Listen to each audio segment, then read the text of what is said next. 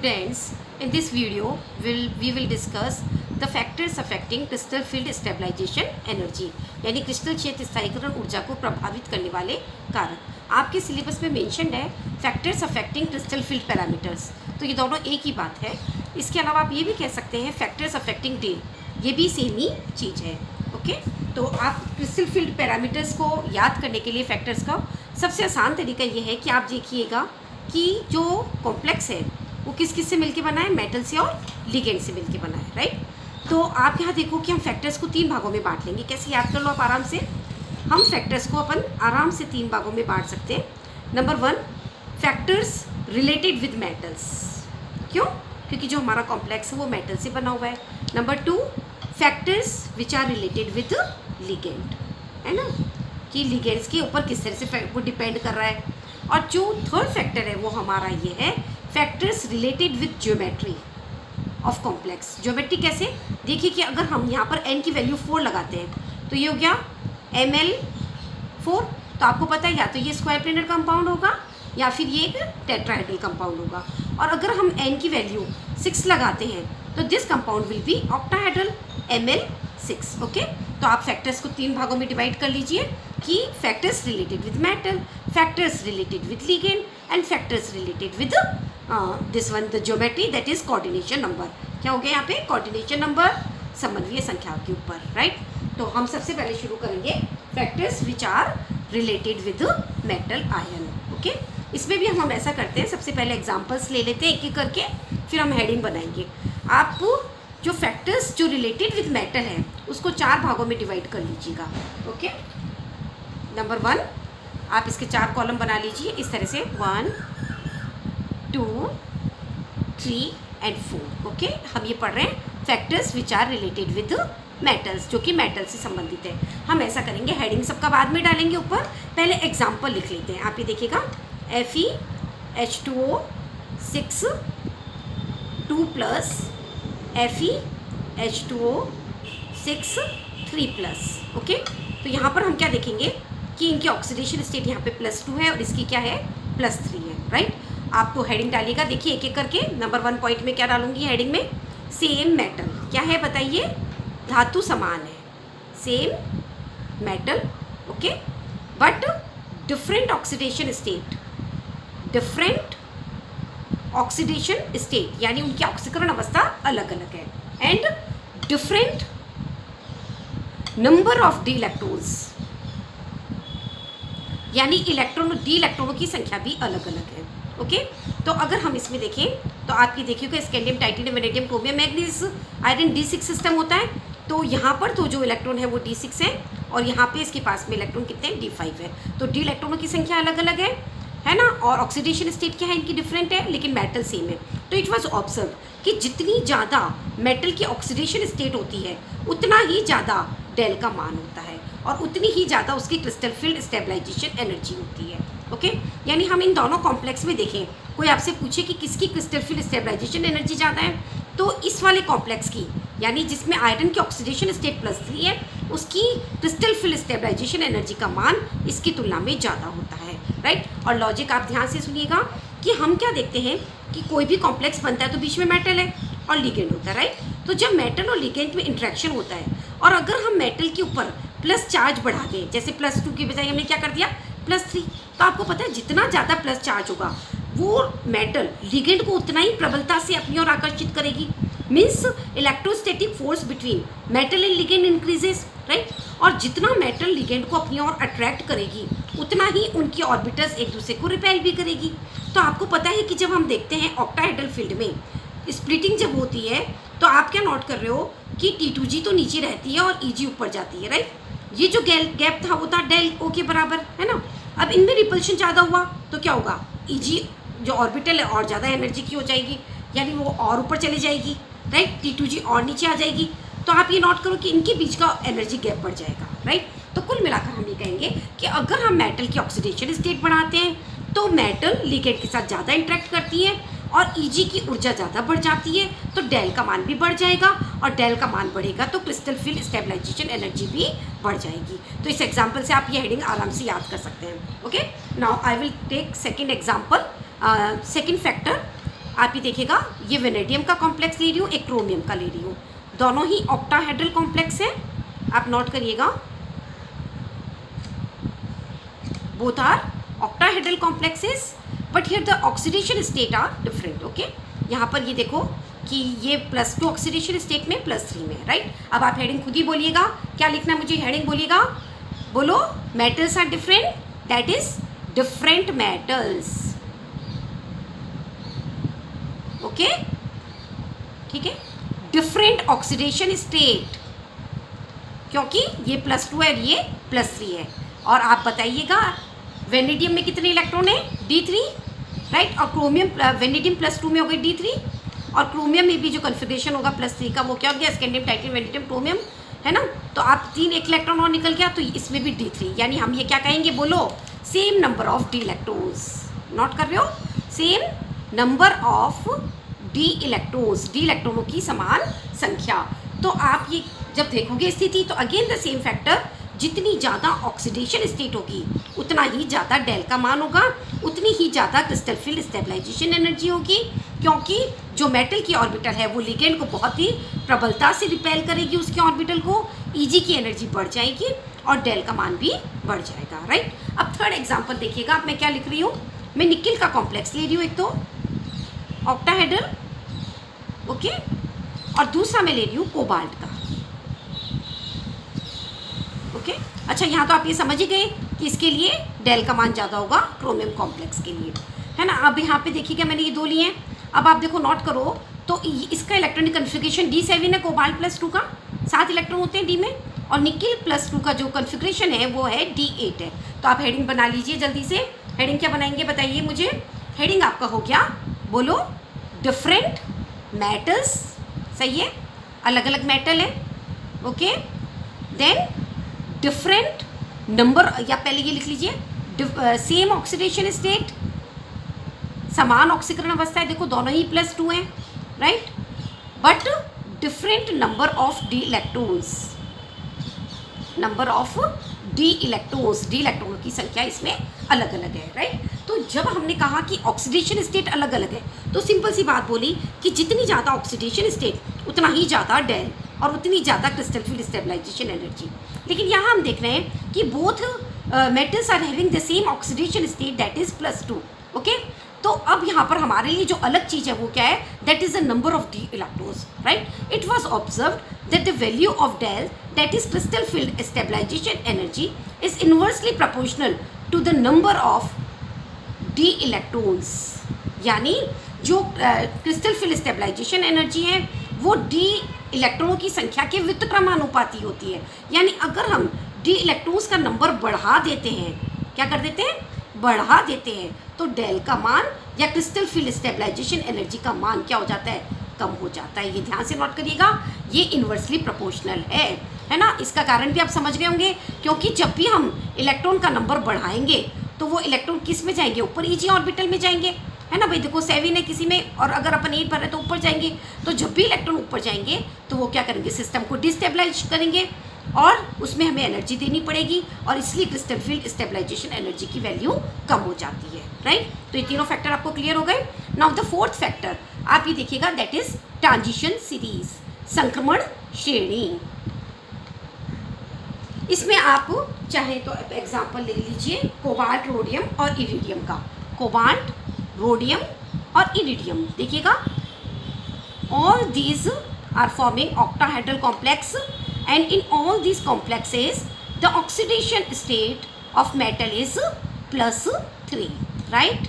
ध्यान से देखिएगा, सब में ऑक्सीकरण अवस्था क्या है, सबकी समान है, right. But what the difference, difference ये है कि cobalt belongs to 3D transition series, rhodium belongs to 4D transition series and iridium belongs to 5D transition series, okay. और ये पाया गया है कि जब हम 3D से 4D आते हैं, 4D से 5D आते हैं, तो डेल का मान लगातार बढ़ता जाता है। मतलब कि कोबाल्ट के लिए क्रिस्टल फील्ड स्टेबलाइजेशन एनर्जी की वैल्यू सबसे कम है, रोडियम के लिए उसके ज़्यादा है। इस तरह से ये लगातार क्रिस्टल फील्ड स्टेबलाइजेशन एनर्जी की वैल्यू बढ़ती जा रही है, राइट, क्योंकि ऑक्सीडेशन स्टेट तो सेम है। तो अब आप ध्यान से सुनिएगा कि क्यों क्रिस्टल फील्ड स्टेबलाइजेशन एनर्जी बढ़ती है। When we move from 3D to 4D series, and from 4d to 5d series. Okay, आपको पता है कि अगर हम 3d 4d 5d ऑर्बिटल्स को देखें तो 3d ऑर्बिटल सबसे अंदर की तरफ होगी, आप देखिएगा न्यूक्लियस के, ठीक है भाई। 4d थोड़ा बाहर की तरफ होगी, मैं कलर बदल लेती हूँ ताकि आपको क्लियर हो कि 4d ऑर्बिटल सपोज थोड़ा बाहर की तरफ है, राइट, है ना। अब अगर हमने लिया 5d ऑर्बिटल तो वो और भी बाहर की तरफ हुई, सपोज हम ये क्या कहते हैं, ये 3d हुई, ये 4d हुई, ये 5d हुई, है ना। तो आप क्या नोट करोगे कि जो 5d ऑर्बिटल है वो सबसे बाहर की तरफ है, क्लियर है बोलो। या मैं ये कह दूँ कि जब हम 3d से 4d 4d से 5d की तरफ आते हैं तो डिफ्यूज़न ऑर्बिटल्स का बढ़ता जाता है। क्या वर्ड बोला मैंने, डिफ्यूज़न, यानी विसरण, यानी जो ऑर्बिटल्स होती हैं वो बाहर की तरफ विसरित होती जाती है। यानी जो 3d ऑर्बिटल है वो न्यूक्लियस के सबसे क्लोज है, 4d थोड़ी दूर है, 5d और भी दूर है। अब आप समझ गए मेरी बात कि अगर कोई भी ऑर्बिटल जो कि न्यूक्लियस से दूर है तो वो आने वाले लिगेंड के पास होगी ना भाई। भाई क्या होगा कि वो न्यूक्लियस से तो दूर है लेकिन इनकमिंग लिगेंड के पास है, तो जितनी इनकमिंग लिगेंड के पास होगी उतनी ही ज़्यादा वो रिपेल होगी, और जितनी ज़्यादा रिपेल होगी उतना ही हम क्या कहेंगे, T2G और EG के बीच में एनर्जी गैप बढ़ेगा। और यही कारण है कि जब हम 3D से 4D आते हैं, 4D से 5D आते हैं तो डेल का मान बढ़ता जाता है, क्योंकि ऑर्बिटल्स की डिफ्यूज़न पावर बढ़ती जाती है, जिससे लिगेंड और जो मेटल आयन की ऑर्बिटल है उसमें प्रतिकर्षण ज़्यादा हो जाता है और क्रिस्टल फील्ड स्टेबलाइजेशन में एनर्जी का मान बढ़ता जाता है। क्लियर है बोलो। तो हमने क्या बोला कि हम फैक्टर्स पढ़ रहे हैं, फैक्टर्स मेटल से रिलेटेड, लिगेंड से रिलेटेड और ज्योमेट्री से रिलेटेड। सबसे पहले मेटल से रिलेटेड में हमने एक एक करके एग्जाम्पल लिया, आप देख लीजिए, एग्जाम्पल से आपको हेडिंग आराम से पता चलेगा। Same metal, different oxidation state and different number of d electron. तो जितनी ज़्यादा ऑक्सीकरण अवस्था उतनी ज़्यादा crystal field stabilization energy. Okay, second example हमने ये वाला लिया, तो हमने क्या कहा, different metal, different oxidation state but same number of d electron. Again the same thing, जितनी ज़्यादा ऑक्सीडेशन स्टेट उतना ज़्यादा डेल। फिर अगला एग्जाम्पल हमने ये वाला लिया, इसमें same different metal, same oxidation state but different number of d electron. तो इसमें हमने इन्वर्स रिलेशन पाया। क्या मतलब कि अगर हम डी इलेक्ट्रॉनों की संख्या बढ़ाते हैं, ओके, क्या करते हैं, डी इलेक्ट्रॉनों की संख्या को अगर हम बढ़ाते हैं तो डेल का मान कम होता जाता है। यानी अगर हम इन दोनों में से कंपेयर करें तो हम क्या देखेंगे, क्योंकि डी इलेक्ट्रॉन इसमें ज़्यादा है ना, तो इसके लिए डेल का मान क्या होगा, कम होगा, और इसके लिए डेल का मान ज़्यादा होगा। और last and the most important factor कि जब हम 3D से 4D 4D से 5D ट्रांजिशन सीरीज में जाते हैं तो क्योंकि ऑर्बिटल्स बाहर की तरफ डिफ्यूज़ होती जाती है, वो लिगेंड के ज़्यादा पास आती जाती है और उनके बीच में रिपल्शन ज़्यादा होता है, और इसी रिपल्शन की वजह से डेल का मान भी बढ़ जाता है। क्लियर है ना। मैंने अपने पहले लेक्चर में भी तुमको बताया था कि हम क्या देखते हैं, जैसे निकिल से पैलेडिनियम की तरफ आते हैं, पैलेडिनियम से प्लैटिनम की तरफ आते हैं, बताया था ना। तो उसमें मैंने क्या बताया था तुमको कि निकिल से पैलेडिनियम और फिर प्लैटिनम की तरफ आते हैं, तो ये तो एक वीक फील्ड मेटल है। क्या है भाई, ये निकिल 2, पैलेडिनियम 2 और प्लैटिनम 2, ये तो एक वीक फील्ड मेटल है, लेकिन ये दोनों क्या है, एक स्ट्रॉन्ग फील्ड मेटल है। समझ गए ना आप, बोलो क्यों, क्योंकि इसमें 4D ऑर्बिटल है, इसमें 5D ऑर्बिटल है और इसमें केवल 3D ऑर्बिटल है, राइट। तो ये तो थे factors which are related with metal ion, right. अब हम लेंगे factors which are related to ligands, right. Ligands के फैक्टर्स को आप अगेन दो भागों में बांट दीजिएगा। Ligands, factors which are related to ligands, right. Number 1, size and polarisability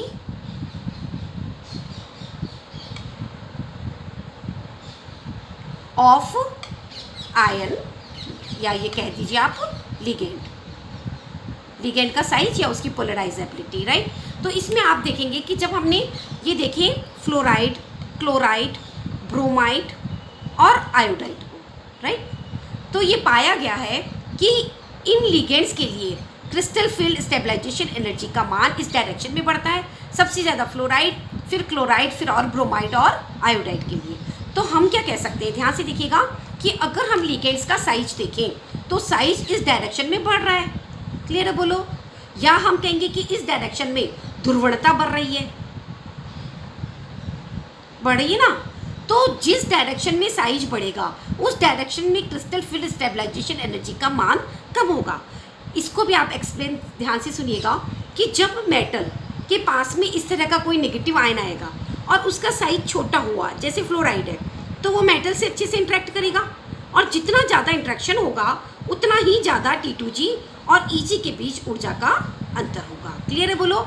अगर आयोडाइड है, अगर हम आयोडाइड ले रहे हैं तो क्योंकि आयोडाइड का साइज बड़ा है तो वो उसमें इंटरेक्शन इतना प्रोमिनेंट नहीं होगा और इसीलिए इनका डेल का मान कम है। तो कुल मिलाकर हम क्या कह सकते हैं बताइएगा कि अगर किसी का साइज छोटा है, राइट, तो उसकी क्रिस्टल फील्ड स्टेबलाइजेशन एनर्जी ज़्यादा है।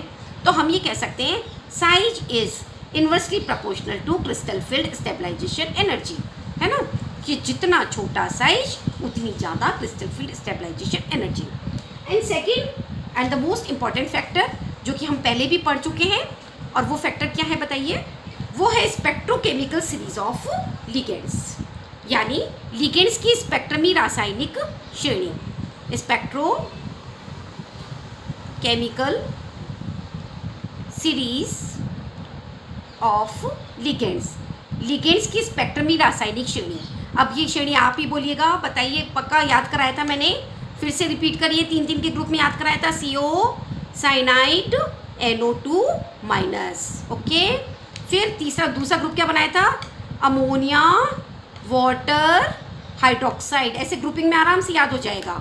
CO cyanide NO2 minus, ammonia water hydroxide, ठीक है भाई।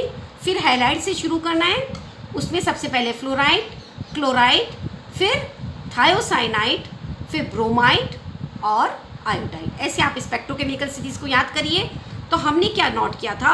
इधर की तरफ डेल का मान बढ़ता है और इसीलिए इधर की तरफ क्रिस्टल फील्ड स्टेबलाइजेशन एनर्जी का मान भी बढ़ता है। क्यों? क्योंकि इधर वाले जो लिगेंड्स होते हैं वो स्ट्रॉन्ग फील्ड लिगेंड्स होते हैं। यहाँ तक के ligand generally strong field ligand माने जाते हैं, प्रबल क्षेत्र लिगेंड माने जाते हैं, और इधर वाले जो लिगेंड्स हैं वो जनरली वीक फील्ड लिगेंड्स माने जाते हैं। यानी ये वाले लिगेंड्स जो हैं मेटल के साथ बहुत ही स्ट्रांगली इंटरेक्ट करते हैं और इसी कारण से ये डेल की वैल्यू को बढ़ा देते हैं, क्योंकि ये T2G और Eg के बीच में डेल का अंतर भी बढ़ा देते हैं। क्लियर है? तो लिगेंड से संबंधित जो 2 फैक्टर्स हैं वो आपको क्लियर हो गए होंगे। नंबर 1 साइज या polarisability of ligand, and number 2 is the spectrochemical series of ligands, right. Third and the last factor is the geometry of the complex. ये आपको मैं पहले भी बता चुकी हूँ कि अगर हम डिफरेंट रिलेशंस देखें तो क्या क्या रिलेशंस हमने पढ़े? डेल T का मान बहुत कम होता है डेल O के कंपैरिजन में, it is just 0.45 of del O। Clear है? बताया था, यानी डेल T डेल O का लगभग आधा है। इसके अलावा मैंने आपको बताया था del SP is more than del O। कितना ज़्यादा है कि इसका मान 1.3 ऑफ डेल O है। यानी आप क्या कहोगे कि स्क्वायर प्लेनर जो कंपाउंड है उसके लिए डेल का मान सबसे ज़्यादा है, राइट। फिर उसके बाद में ऑक्टाहेड्रल के लिए डेल का मान है और टेट्राहेड्रल के लिए डेल की वैल्यू सबसे कम है। क्लियर है? बोलो, है ना। तो आप ध्यान से सुनिएगा, ये सारे मैंने रीजंस आपको बता दिए थे कि क्यों स्क्वायर प्लेनर के केस में डेल ज़्यादा होता है। क्योंकि जब हम जेड एक्सिस के लिगेंड को पूरी तरह से बताया था मैंने आपको कि ये एक्स एक्सिस है, ये वाई है और ये जेड है, तो जब हम जेड एक्सिस के लिगेंड को पूरी तरह से दूर हटा देते हैं, ओके, तो हमें क्या मिलता है? स्क्वायर प्लेनर ज्योमेट्री मिलती है। और एक्स और वाई के जो लिगेंड होते हैं वो ज़्यादा पास आ जाते हैं और इसलिए रिपल्शन होता है और डेल का मान ज़्यादा हो जाता है। ओके, तो हम क्या कहेंगे कि जो क्रिस्टल फील्ड स्टेबलाइजेशन एनर्जी है वो स्क्वायर प्लेनर की सबसे ज़्यादा है, फिर ऑक्टाहेड्रल की है और टेट्राहेड्रल की सबसे कम है। और टेट्राहेड्रल की क्यों कम है, ये एक्सप्लेनेशन मैंने अपने प्रीवियस वीडियो में आपको दे दिया था, राइट। तो आपको आराम से समझ में आ गया होगा। फैक्टर्स या क्रिस्टल फील्ड पैरामीटर्स को हमने 3 भागों में बांटा, मेटल से रिलेटेड, लिगेंड से रिलेटेड और तीसरा जो हमने कहा वो ज्योमेट्री से related. Okay, now the next point in your syllabus is application of crystal field theory, यानी क्रिस्टल क्षेत्र थ्योरी की जो एप्लीकेशंस हैं उसके अनुप्रयोग हैं वो इसके अंदर अपन पढ़ेंगे, राइट। तो आज मैं आपको शायद फर्स्ट पॉइंट ही पढ़ा पाऊंगी। तो फर्स्ट पॉइंट में CFT can be used to calculate the magnetic properties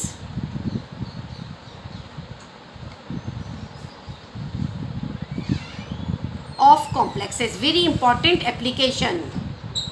यानी CFT जो है उससे हम किसी भी कॉम्प्लेक्सेस की चुंबकीय गुणों का अध्ययन कर सकते हैं, जो कि VBT एकदम से क्लियर नहीं करवाती थी। ओके, इसमें आप चाहो तो क्वेश्चन की फॉर्म में लिखो find out the number of electron, find out the, इस तरह के क्वेश्चंस न्यूमेरिकल जनरली एग्जाम में भी आते हैं, कॉम्पिटिशन एग्जाम्स में भी आते हैं। Find out the number of unpaired electrons in following complexes on the basis of CFT, यानी निम्नलिखित संकुलों में CFT के आधार पर अयुग्मित इलेक्ट्रॉनों की संख्या पता करिए। ओके, मैं एक एग्जांपल आपको दे रही हूँ। CONH3 whole 6, CONH3 whole 6 Cl3 complex, right. अब आप मेरा प्रोसीजर ध्यान से देखिएगा, मैं क्या कर रही हूँ।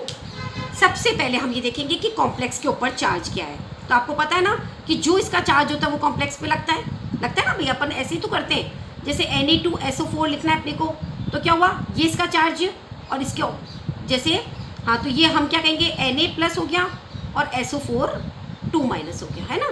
तो इसका चार्ज इसके ऊपर लगा, right. In the same way जो ये यहाँ है, इसका चार्ज इसके ऊपर लग गया। तो हमने क्या कहा बताइएगा कि कॉम्प्लेक्स के ऊपर हमारा जो चार्ज है वो आ गया कितना, बताइए, +3 हो गया ना, क्योंकि हमने ये यहाँ रख लिया और क्लोराइड तो है ही हमारे पास में, राइट। तो सबसे पहले हमें कॉम्प्लेक्स पे चार्ज पता करना है। ओके, सेकंड पॉइंट, अब हमें कॉम्प्लेक्स का चार्ज पता पड़ गया तो हमें मेटल की ऑक्सीडेशन स्टेट भी पता पड़ गई, कितनी है, +3। क्यों, क्योंकि यहाँ पर अमोनिया सारे के सारे न्यूट्रल लिगेंड है, राइट। अब कोबाल्ट का विन्यास देखो भाई, क्या है, कोबाल्ट होता है 3d7 4s2, होता है ना 3d7 4s2। और अगर कोबाल्ट 3 अगर आप ले रहे हो तो 3d6। यहाँ तक समझ में आया आपको, ये प्रोसीजर है। सबसे पहले कॉम्प्लेक्स पे चार्ज निकाला, उसके बाद जो मेटल है उसकी ऑक्सीडेशन स्टेट पता करी, उसका इलेक्ट्रॉनिक विन्यास लिखा, फिर हमने देखा कैसा कॉम्प्लेक्स है, ऑक्टाहेड्रल है। तो ऑर्बिटल्स इस तरह से स्प्लिट अप होगी, T2G नीचे और EG ऊपर, राइट। अब हमें भरने हैं इलेक्ट्रॉन, कितने भैया, 6 इलेक्ट्रॉन भरने हैं। ओके, तो हमें क्या ध्यान रखना पड़ेगा, 1 2 3 तो हम ऐसे ही भर देते हैं। 4th इलेक्ट्रॉन भरते वक्त हमें ये देखना है कि हमारा लिगेंड वीक फील्ड है कि स्ट्रॉन्ग फील्ड। तो आपको मालूम है अमोनिया क्या है, ammonia is a strong field ligand. Okay, यानी डेल का मान अमोनिया के लिए ज़्यादा है, सही है, बोलो। तो क्या होगा, इलेक्ट्रॉन ऊपर नहीं जाएगा बल्कि नीचे आएगा। तो 6 इलेक्ट्रॉन भरने, 3 भर दिए, 4 5 और 6। आप देखो, there is no unpaired electron. Clear है, बोलो। इसमें एक भी अयुग्मित इलेक्ट्रॉन नहीं है। सपोज क्वेश्चन कोई घुमा के आपसे ऐसे पूछे, find out the magnetic moment of this complex on the basis of CFT, यानी इस संकुल का चुंबकीय आघूर्ण क्रिस्टल फील्ड थ्योरी से ज्ञात करो। तो आप कैसे ज्ञात करेंगे, आपको अयुग्मित इलेक्ट्रॉनों की संख्या पता चल गई ना। तो आपको मालूम है कि we use the formula that is mu spin only formula equals √n × n+2। Okay, इसमें आप अनपेयर्ड इलेक्ट्रॉनों की संख्या रख दीजिए, यहाँ पे जैसे 0 है तो आप 0 रख दीजिए, तो आपकी म्यू की वैल्यू आ जाएगी Bm में। क्लियर है, बोलो। तो किसी भी तरीके से आपको इस तरह के क्वेश्चंस पूछिए तो आप आराम से सॉल्व कर सकते हैं। आपकी एक्सरसाइज के लिए मैं एक और क्वेश्चन ले रही हूँ इससे रिलेटेड। ओके, ध्यान से करिएगा उसको भी।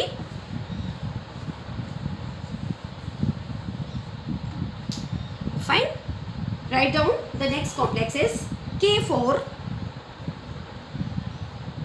MnCN6,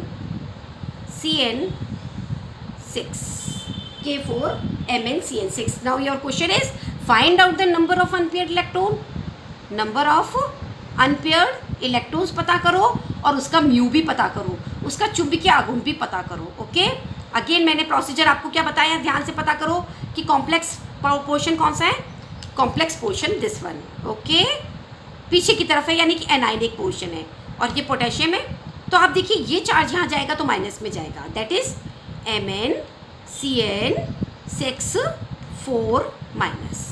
क्लियर है, बोलो, है ना। अगर ये पहले होता तो प्लस आता, जैसे पहले बताया था। हो गया।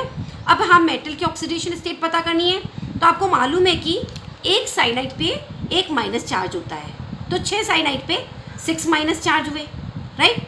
तो माइनस की यहाँ पर हो गई 6 और लगे हुए कितने 4, इसका मतलब मेटल की ऑक्सीडेशन स्टेट कितनी हुई 4 2। मेटल की ऑक्सीडेशन स्टेट 2। कैसे? -6 में से +2 गए तो -4। क्लियर है? बोलो। तो Mn की ऑक्सीडेशन स्टेट हो गई +2। Now what is the electronic configuration of manganese? 3d5 4s2। तो Mn+2 की ऑक्सीडेशन स्टेट क्या हुई बताइएगा? 3d5। Got it? अब क्रिस्टल फिल थ्योरी देखनी है हमें। तो again this is an octahedral complex, so the splitting pattern will be like this, T2g and Eg। Fine. Again now fill up the electrons. तो आप क्या बोलोगे बताइए कि in this case there are 5 electrons, तो हम भरेंगे सिंगली 1 2 3, राइट।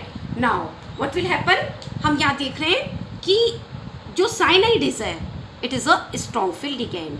साइनाइड एक प्रबल क्षेत्र लिगेंड है, याद कर लीजिएगा, मैंने आपको करा दिया था। CO cyanide NO2 minus, okay, ammonia water hydroxide, fluoride chloride, thiocyanide bromide और iodide.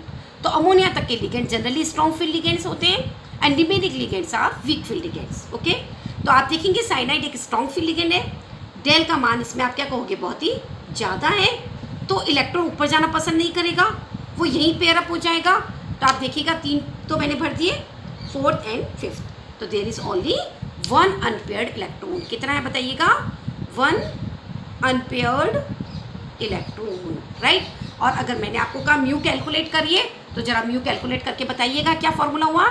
√n × n+2, okay, that is number of unpaired electrons are 2, 2 + 2, है ना। तो आप इसको कैलकुलेट करेंगे तो you will be getting 1.9 bm, ठीक है। √2 + एक मिनट को 2 नहीं, sorry, here number of unpaired electron is 1 ना, तो right here 1, okay okay, 1 and 1 + 1, है ना। एक ही अयुग्मित इलेक्ट्रॉन है यहाँ पर, आप देखिए, तो हमने यहाँ पर 1 लिख दिया, यहाँ पर भी 1 लिख दिया, so the value of magnetic moment is 1.9 bm। Clear है?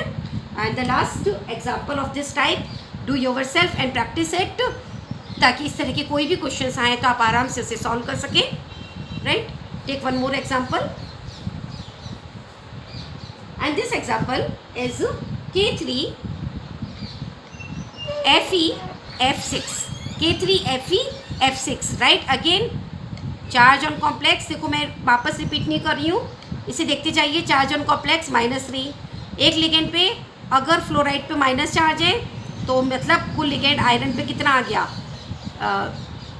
आयरन के ऊपर आपका आ गया +3 चार्ज, ओके, है ना, क्योंकि +3 और -6 गया तो -3, राइट। नाउ आयरन का configuration 3d6 4s2, okay, 3d6 4s2। और आप यहाँ देख रहे हैं आयरन +3 ऑक्सीडेशन स्टेट में 3 इलेक्ट्रॉन निकालेंगे तो 3d5। अगेन ऑक्टाहेड्रल कॉम्प्लेक्स है, राइट। तो आपने कितने भरने? 5 इलेक्ट्रॉन भरने, 1 2 3, राइट। 4 और 5th इलेक्ट्रॉन भरने से पहले हमें देखना है कि फ्लोराइड क्या है, तो बताइएगा फ्लोराइड क्या है? Fluoride is a weak field ligand, okay. तो क्योंकि वीक फील्ड लिगेंड है, डेल की वैल्यू कम है, समझ में आया आपको? तो ये इलेक्ट्रॉन ऊपर चले गए, तो टोटल 5 अनपेयर्ड इलेक्ट्रॉन हो गए। तो म्यू की जो कैलकुलेशन करोगे that is n × n+2, okay, that is mu will be equals what? 5 unpaired electron, 5 + 2, and if you calculate this you will be getting the value 5.9 dm, right. So we have done one application here, and in next slide we will do the remaining applications, right. Thank you so much.